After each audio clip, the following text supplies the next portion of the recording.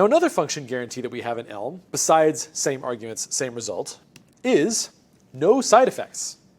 Which is to say, whenever you run an Elm function, it's not allowed to modify any external state. It can't. All it can do is return a value. That's it. That's all it can do. So an example that would sort of violate this rule, while satisfying the first rule, is a fire and forget HTTP post.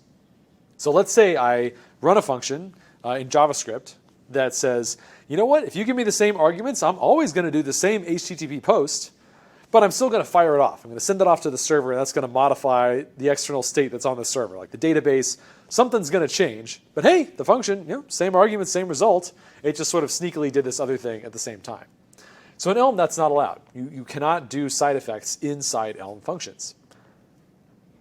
So even though this satisfies the first function guarantee of same argument, same result, it does not satisfy the second one. And all Elm functions have to satisfy both.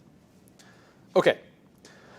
So instead of doing side effects, Elm does what's known as managed effects, which is to say that any side effects have to be done through commands. All you can do in any Elm function that you write is you can say, yeah, I want to give you back a description of commands that I want to run or side effects that I want to have happen, but the runtime is going to perform them.